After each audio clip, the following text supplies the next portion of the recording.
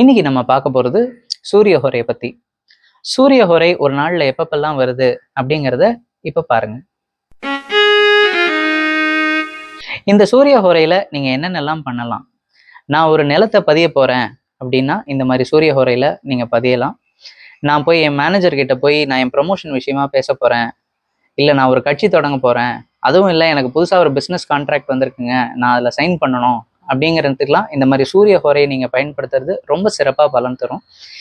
இந்த சூரிய ஹோரை யார் யாருக்கெல்லாம் வேலை செய்யும் அப்படின்னு பார்த்தீங்கன்னா, யார் யாருக்கெல்லாம் தற்சமயம் சூரிய தசாபுத்தி அந்தரம் நடக்குதோ, அதுவும் இல்லை சூரியன் எப்பப்பெல்லாம் சூரியனோட நட்சத்திரங்கள் வருதோ, கிருத்திகை, உத்திரம், உத்திராடம் இது 3 வருதோ, சூரியன் எப்பப்பெல்லாம் இந்த நட்சத்திரங்கள்ல இருக்கோ, அதுவும் இல்லாமல் சிம்ம ராசியில தன்னோட சொந்த வீடான சிம்ம ராசியில சூரியன் இருக்கிற அந்த மொத்த மாசமுமே இந்த சூரிய ஹோரை ரொம்ப சிறப்பாக பலன் தரும்.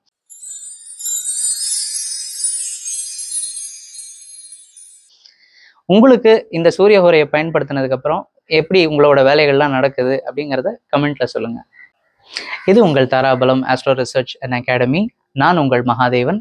இது போன்ற சிறப்பான இன்னும் மேலும் சில பதிவுகளுக்கு like, share, subscribe and follow. மீண்டும் சந்திப்போம்.